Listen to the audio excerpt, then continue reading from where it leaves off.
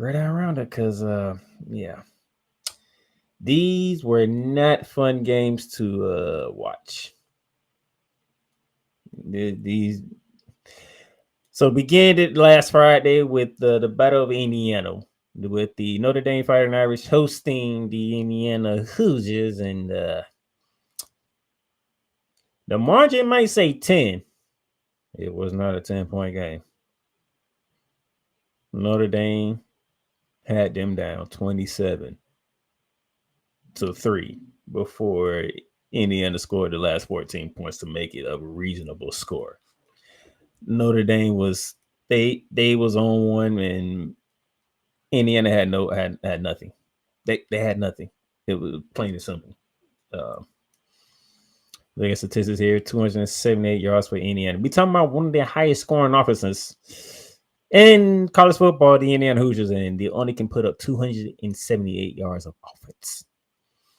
So Notre Dame's 394. Notre Dame could have had over 400 yards of offense if they really wanted to. But they was cruising. I think by the time the third quarter hit, they started to cruise because they knew Indiana had nothing to do to make this a game whatsoever. Notre Dame could have literally ran up the score on it if they really wanted to, but they didn't. That's how bad it was on Friday night. Thankfully enough that I am a podcaster, that you did see the commercial of Monster Wrestling. I still had SmackDown to watch as well, so I got to pull a little double duty, knowing this game wasn't going well. As you can see, Riley Leonard passed for 200 yards, 1 touchdown, 1 pick. Walker, 215, 2 touchdowns and a pick. Allison, 37 yards on 11 carries. That's just you can't win like that. But Jordan Love, on the other hand, or Jaden Love, my bad, 8 carries, 108 yards, and a touchdown. Now, I know some of my statistic people would like some math being done, so real-time math is going to be done right here, right now. That man had 108 yards on 8 carries. Those of you who want to know, 13.5 yards a carry by Love. 13.5 yards per carry. That's what I was saying. If they really wanted to, Marcus Freeman could have had his boys gave Indiana a wholesale beatdown if he really wanted to. But no. He understood that, hey, this game is over. They cannot do nothing against our defense. We can just run the ball, let it play out the way it plays out, and we just going to go ahead and move on to the quarterfinals, which will happen. 13.5 yards per carry. And he carried the ball 8 times. That don't make no sense. But yes, this happened to be a prelude of what's to come in the first round because we had 3 games on Saturday, beginning with SMU traveling to Happy Valley to take on the Penn State Nittany Lions. By the way, every spread covered. Every spread was covered. That's how bad it was. And remember, all the home teams were favorite. Notre Dame was favorite. As you see here, Penn State was favored by 8.5. They won by 28. That was the first game on Saturday. And that was on TNT, by the way. Wow, that was a game that was on. You got to watch Houston and Kansas City play on NBC. And that game was not even a close game as well. But a lot more people watched that game than this game. This game was underwhelming whatsoever. First half was 28-0. And both teams traded 10 points each. So you just wrap out the second half. The first half is all you need to see. This is pretty much how that game went. The first half was everything you needed to see, which included a pick 6 by Penn State. I think it was a 59-yard return. I think that was their second touchdown, which made it 14-0. And the snowball effect for SMU kept going. It was they always say teams for the South can't play up north. Well, SMU's from Dallas. They travel up to Pennsylvania. They got their ass whooped. 253 yards of offense, 3 turnovers. Penn State had 325 of offense, only 1 turnover. Time possession not really that bad. 31-12 to 28-48. Not really bad in time possession. But when you turn the ball, they always said this. I heard people like Ryan Clark say it. Tom Brady has said it. A lot of former football players, mainly NFL players, have said it. Turnovers are magnified even more in the playoffs than in the regular season. Well, they turned the ball over 3 times, one including a pick 6. So you can see how magnifying it was for SMU to get their ass whooped. Kevin Jennings, you had a terrible game, sir. 20 for 36, 195 yards, 1 touchdown, and 3 interceptions. All SMU turnover were interceptions. All of them. Drew Allen ain't even had to do much. He only passed for 127 yards. Singleton, he ran the ball 14 times for 90 yards and a touchdown. They really didn't do much on offense. It's the turnovers by SMU was the detriment to them. There was no furious comeback in this one. It was straight up ass whooping by the Penn State Nittany Lions. James Franklin, he won this game. Dominant fashion, by the way. The Big Ten is happy about that. They did not want no team from the South, SEC, AC, no team from the South to come up north and win. They are very strict about their Big Ten football. James Franklin understood their assignment. He got his assignment done. He understood, and he got it done. SMU, great year. Hell of a first year in the ACC, by the way. I don't want to poo-poo y'all season. Y'all went 11-3 this season. First year in the ACC. You almost won the ACC, by the way. But, things happen. And then you had to take that trip up to Pennsylvania, and it didn't work in your favor. It's all good. So, learn from it. Bounce back next year. Just bounce back next year, all right? You have a good team. But, man, y'all got your ass whooped. And then the other game that was on TNT at 4 p.m., the 12th ranked and ACC champion, the Clemson Tigers, went to Austin, Texas to take on the 5th-seeded Longhorns. By the way, out of all 4 games, this one was pretty much the closest one, especially in the first half. What should I say, first quarter? Because in the first quarter, we had a 7-7 tie, and then Texas ripped off 21-3 in the second quarter, and that was all she wrote for the Clemson Tigers and the ACC champions. I'll give Clemson this. You had that look. You're like, Clemson might be coming back here, because Steve Sarkisian kept going for it on 4th down instead of kicking a field goal. Which I had no idea why. And if Cole Johnson was here, I would love to ask Cole Johnson if he was here. I don't know if he's watching or not, but I would love to ask Cole Johnson, what in the hell was your coach doing? What the hell? Like, bruh, you are up double digits. Why are you not kicking the field goal? He kept going for it on 4th down. That's the only problem I have with Texas right now. Because I'm trying to understand why you kept going for it on 4th down. Let me get, before I go to the team statistics, let me put up the full team statistics here because I want to see this. 1 for 4 on 4th down were the Texas Longhorns. Mind you, they never trailed. I think they trailed once in this game. I think at one point. No, I take that back. They never trailed in this game. I think that's what bothers me the most. I'm looking at this. No, they never trailed. For a team never trailing, why is you 1 for 4 on 4th down? Why is you going for it 4 times on 4th down for anyway? You never trailed in the game. What was you? What?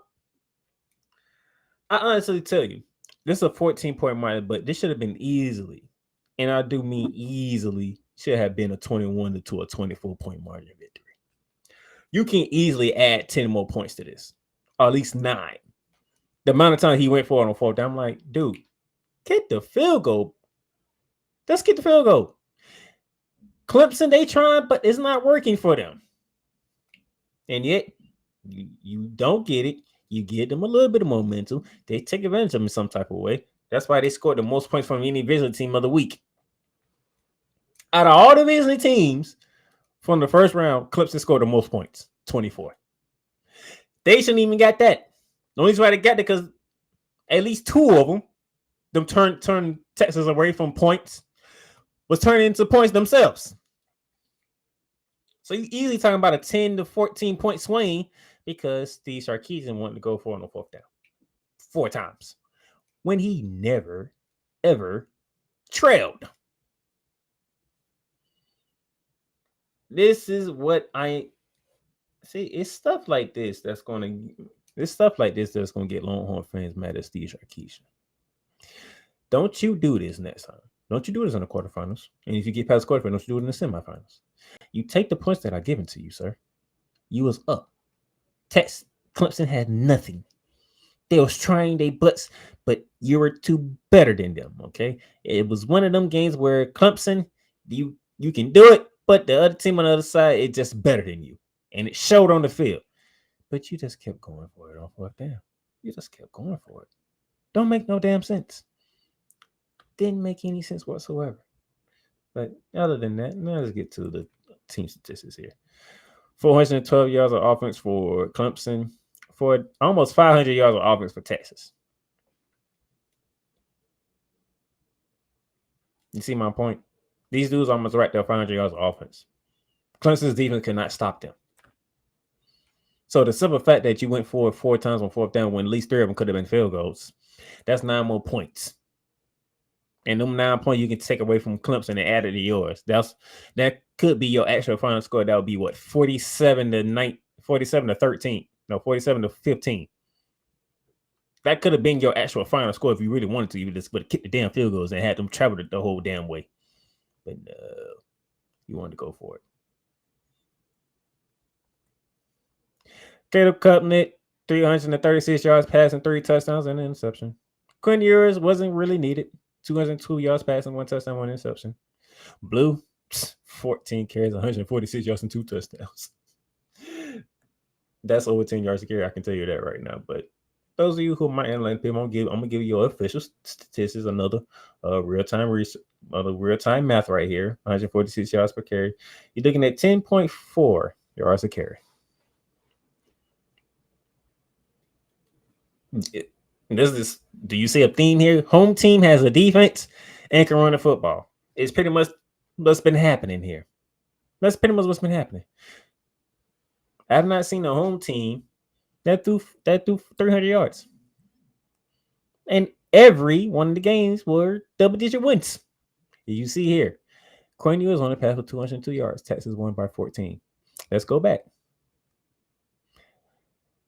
Penn State won by 28. Drew Allen on the pass for 127 yards. For you to win by 28 to pass for 127 yards, that's amazing. Let's go back to the Notre Dame game. Ryder Leonard, 201 yards passing. They won by 10.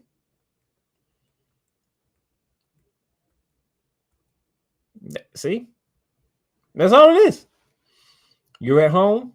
You control the environment. You see your running game working. You see your defense playing lights out. No need to force it. Do what we do. And you ran them boys out the building. And then there is the final game. The game that everybody was looking forward to see.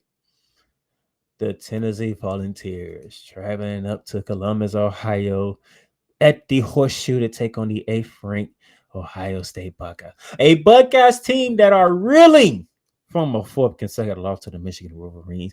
Ryan's day job is on the line. How you lose to this Michigan team out of all the years. And now we got Tennessee. If you lose this is a Southeastern Conference team.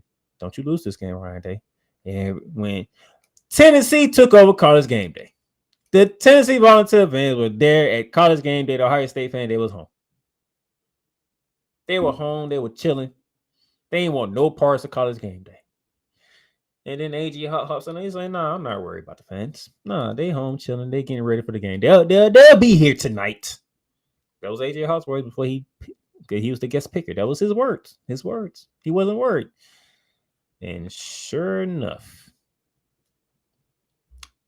I'll be damn.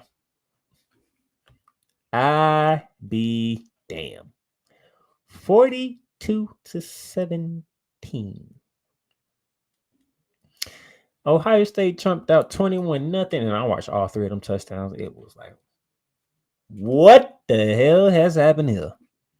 Then Tennessee we got down to 11. You thought they was gonna come back. 21 down. You went from down 21-0 to 21-10 at halftime. You feel good about yourself, and then that third quarter happened. And it was lights out. It was a done deal. That Ohio State defense came out ferocious.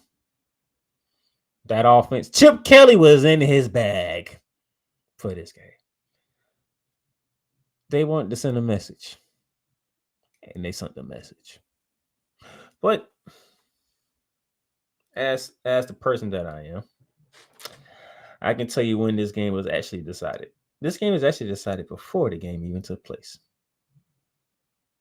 This was decided before the game even took place. Why? Because Tennessee thought this was a great idea.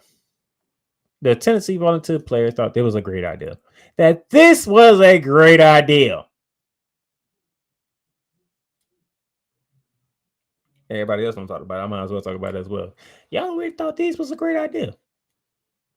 Send a message. We ain't afraid of the cold. We don't care how cold it is. By the way, it was like 27 degrees there. By the way, 27 degrees in Columbus, Ohio, Saturday night. Remember, it's a night game, so it gets worse. And then they thought this was an idea. And that ass whooping took place right afterward.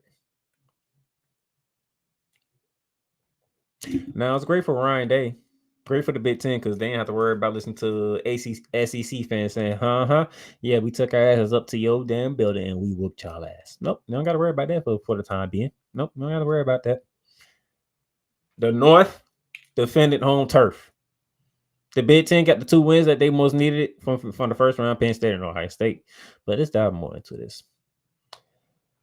256 yards of offense for the Volunteers. They didn't even turn the ball over. Ohio State full 73 with a turnover. But they still whooped that ass. Thoroughly. And I do mean thoroughly. Nike Mulayava, barely over 100 yards pass. 104. You see Lewis there because Sampson didn't make it through the game. Matter of fact, I don't even think Sampson made it through the first quarter. That's when I should have known this game was going to turn. They didn't have Dylan Sampson for the running back spot, which really hurt Tennessee. And then on the other side, Will Howard, 311 yards passing, 2 touchdowns through the air, and an interception. The only quarterback to throw for 300 yards in the first round of the playoffs. Trayvon Henderson, 10 carries, 80 yards, and 2 touchdowns. Jeremiah Smith, the sensation rookie, or so I say freshman for Ohio State, 6 catches, 103 yards, and 2 touchdowns. Ohio State wanted to send a message, and that's what they did. They sent a loud and clear message. Very loud and clear. It was an ass whooping. All 4 games turned into snoozefest. That's exactly what it was. It was terrible. The first round of the playoffs was not what it needed to be, but that was the first round. Before we get to our previewing of the quarterfinals, anything you want to say about the first round? The first round went exactly the way I thought it was going to go. Now, is it the way that I wanted it to go? No, because I wanted Ohio State to get stomped by Tennessee. So it didn't go the way I wanted it to go, but it went exactly the way I thought it was going to go. You wanted to create the home field advantage, you did, and you talking about this Tennessee team? Yes, they tried to. Which yes, the elements wasn't cold enough for them. I mean, heck, it was in the 20s here in Nashville when it was in the 20s in Columbus. So it wasn't it was going to be the weather condition. It was just the fact that you came with a whack game plan against a motivated squad. That really is what whooped you. And yeah, that almost would read too. Oh, okay, well, we in their heads if I was in Ohio State. Oh, we in their heads. Okay, so they want to show that the cold don't affect them. They want to roll out with no shirts. Okay, no problem. All right, we'll still dog walk them, and they did. This is what's going on in Tennessee. Unfortunately, yes. I mean, when you get to Knoxville, it's not like Duval. I mean, Duval, you do have times where in January it gets to the 70s, sometimes even the 80s. That don't happen in Knoxville. Doesn't happen in Nashville either. Not in January, not in December. But my thought about having them convey the message of, well, the cold isn't affecting us, and we'll show you. I don't think people were thinking about the code when they saw this. Well, I mean, I'm thinking they want to rob somebody, and People they were looking at stupid, them like this is not a football team. and they stupid. I mean, play your game. It was dad bars all over Tennessee. Yeah, I was like, yeah, play your game. Like, is any one of y'all in shape or anything? Well, see, I don't do that for with the childish boys. Now, if this is NFL, then yeah, I'd go hard and go ham on that. But these are college boys. I mean, we're talking between 18 and 22-year olds. They encourage hosses to not be ripped and and look like Lex Luger. I ain't saying that. See, Playmaker gets the reference. Most of you might not, I but do yeah. get the reference, but this is what the talking was before when the game kicked off. I was like, "Oh Lord, this is not good." But I mean, it made those in the Big 12 happy. Be like, look at that. So y'all in the South, y'all looking like y'all had corn fed niggers. I thought y'all were lean athletes. What happened? That was not good. That backfired. Well, and it should have backfired. But like I said, Tennessee, Heupel, Joshua Heupel. Why did you allow the elements to play a part in your preparation in your game? Why? Why? You already have, from what I can understand, what I could ascertain, even what from Playmaker could ascertain, and at least an offense that can travel. You can run the same type of offense if you were to play this game in Miami as you could if you were playing this in Portland, Maine. I mean, the offense travels. So you didn't have to prove that, oh, well, it's in the 20s. This don't affect us. You didn't have to do that. But in doing so, you basically lost the psychological battle right then and there because Ohio State was, we got them. We got them. The cold is so affecting their thought process. They're not even focused on the opponent and the task at hand. And the final score proved that 42-17. But look, the home field advantage in South Bend, in Happy Valley, in Austin, and in Columbus, all four sites, it was wonderful. It was great. I enjoyed that aspect of it all, and it did feel different. And I liked how different it felt because it wasn't. It felt as though it had more to it than the hottest rival that comes into your building. Like it didn't feel like it was USC that was coming into South Bend or Oklahoma, which they never come into Austin. But I'll say A&M. You know, A&M coming to Austin or Michigan coming into Columbus, which you experienced that a month ago, and you never mind. And heck, you could pick a rival. It could be Michigan, Ohio State, Michigan State, a big time rival that comes into Happy Valley. It seemed that it was even more intense of an atmosphere in the stands and with the home team that was playing. And I really enjoyed that aspect more than anything. So from that end, I got exactly what I thought I was going to witness. All home teams covered. And All home teams won by double digits. not just one, they covered. Yeah. Yeah. Yeah. And all four home teams played rather outstanding. I I wish you was, was here. I wish you was here early because I had some questions for your head coach. but I was going to say, but here's the flying element for me. My question mark goes to Mr. Steve Sarkisian of Texas. Of the four, I think he coached the worst game of the four.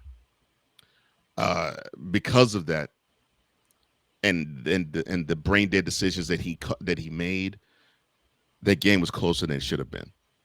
Because the Longhorns had a route going on, and he that up. He wasn't even here earlier, and he pretty much said what I said. And he wasn't even here earlier when I did that. I mean, there's no excuse. Texas had a route going. They were routing Clemson. They were showing that Clemson did not deserve to be on the same field. And then for some reason, somewhere in the third quarter, Sarkisian decided to have a brain fart. And then it took him to the middle of the fourth quarter and say, "Oh, wait, whoa, whoa, whoa. Oh, I messed this up. We now have a game. Okay, we got to put these guys away now." No. That's the only blemish. Outside of that, Marcus Freeman called a flawless game in South Bend. Marcus Freeman took it easy on Indiana. He He could have did, blew but them out. he did, but he still called a flawless game though. Um, James Franklin, he called his best game of his college career against SMU. And Ryan Day, he had his best performance as a coach against Tennessee. I can't say enough about those three. Sarkisian, you faltered a bit, but you played well enough and you had enough talent to where it overcame your foibles and your bloopers and your flop Mm, of decisions.